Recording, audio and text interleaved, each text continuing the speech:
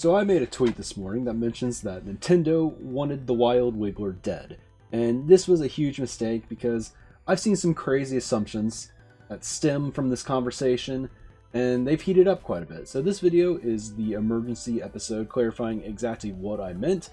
And to the people who clicked this video hoping that I was, just mourning Waluigi or something, unfortunately that won't be happening. Now, there were some good changes to this update, don't get me wrong, but one that I don't like at all is the change they've made to invincibility frames. To my knowledge, before this patch, every character and vehicle part really kind of followed the same universal policy. They all had the same invincibility window, where you couldn't get hit by an item shortly after, getting hit by another one.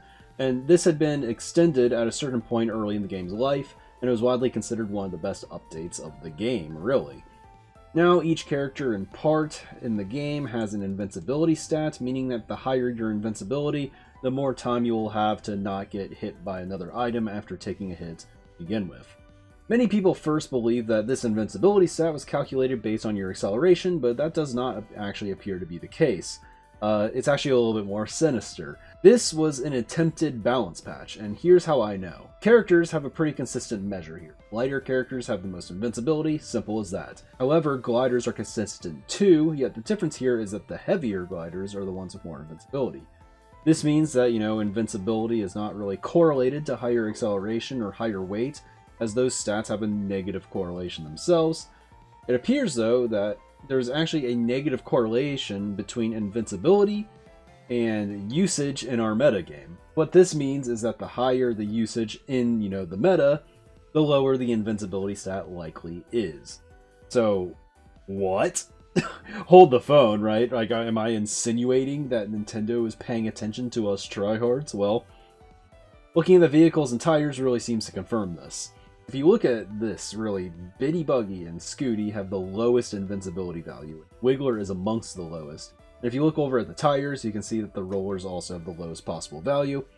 And if there was any doubt whatsoever on if they actually pay attention to the trends, consider this. The Wild Wiggler has identical stats to the standard bike, Flame Rider, and Silver Arrow otherwise. The only reason they would do this is if they believe that the Wiggler is overused. And there's just too many things here to chalk this up to being just a coincidence. What this means, though, is that the Wiggler is actually statistically outclassed by the 3 other vehicles now, with Silver Arrow having the best stats. So anyways, now that the update was explained, let's get into some Q&A, starting with the obvious. Question, is this groundbreaking or game-changing? No. That's the answer. It changes like nothing. And it's very possible that, the meta combo doesn't change at all because of how little this actually changes. And even if it does, it hardly matters because balancing MK8 cart parts does not really matter. What is more important than a stat that's dependent on getting hit is, statistics that, really define how your cart drives. So if anything, invincibility feels more like a tiebreaker for close combos than, a meta-defining stat. Question. Why do you sound kind of pissed off about this? Answer. Well, I have no attachment to Waluigi or the Wild Wiggler. The reason why I'm so negative about this update is because invincibility frames appear to just be lower than they previously were. The generous amount of time that you were given after a hit was one of the best additions to Deluxe, and they seem to throw away a lot of that in this update for not much of a reason at all. This change, I believe, is strictly for the worse. Question, if the Wild Wiggler is no longer the best vehicle, surely Nintendo is justified in their reasoning, right? Well, the answer is, to start, I want to clarify, I don't care if Wiggler is the best vehicle. It doesn't matter. But the answer is no. In Mario Kart, there's always just going to be a best vehicle, whether you like it or not. All vehicles, except for, the inside drifting bikes, have the same playstyle. And balance patches aren't really like, in Smash Bros., where you make the game more fair to different playstyles because really, most of these vehicles that we're talking about, play the same. It's just one's going to have better stats than the other, and that's what's going to get picked. So for the casual audience that hates Waluigi and Wiggler, if you deleted those from the game, you'd just hate on something else because something else is just going to take their position. Maybe you'll hate the Silver Arrow in a year, for example. Question, won't this give a chance for worse combinations to be used? Answer, not really. The best and, in my opinion, most fun combos are just marginally worse than they were before now. And still way better than the rest of the game. Lowered invincibility frames just makes the game slightly slower and slightly more annoying than before. Pretty much it. It changes very little, but what it does change is slightly for the worse.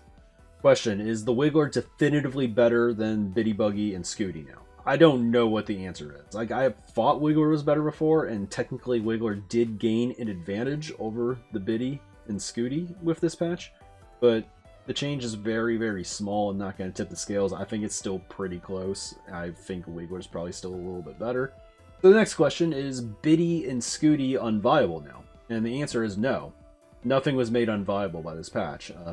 This update, I guess, is unfortunate for Biddy players. You know, they kind of lose marginal ground on the Wiggler players, but the combo is still going to be outstanding to use online. Additionally, despite that last question and answer, Wild Wiggler is actually the bigger loser, in my opinion, than the Biddybuggy in this patch. This is because the Wiggler is statistically outclassed now, and the Biddy and Scooty are not. Question, what do you mean by outclassed? Well, when something is outclassed by another thing in a meta, it means that there's no longer a reason to use it if you're, seriously trying to win. For instance, Vehicle B might be better than Vehicle C. But if Vehicle A outclasses Vehicle B, or in other words, is at or above its level in every possible metric, there's just no reason to use Vehicle B anymore. Vehicle C, however, despite being, worse than Vehicle B in our words, might have some advantages over Vehicle A that could justify its usage, even if it's worse overall. So while Vehicle B has straight up no advantages over Vehicle A, we can still think it's better than Vehicle C, and still think that Vehicle C has more, usage in the meta than Vehicle B. So in a meta where Vehicle A doesn't exist, Vehicle B could possibly become, the meta-defining vehicle, but, it may just be outclassed right now, while something that it's better than isn't. So I hope that makes sense. That's pretty wordy. Question, you said statistically outclassed earlier. Is that different? Answer, yes, I say this because there are reasons outside the stat sheet that the Wiggler will likely still be used. The first is just comfort, right? A lot of top players, played it for a long time. They think it drives nicely. It just feels right. That's a legitimate thing, right? And another is, the hitbox thing. They seem smaller on the Wiggler than other vehicles that have the same stats. And I think, again, this Invincibility update is so minuscule that this may not even, tip the scale, right?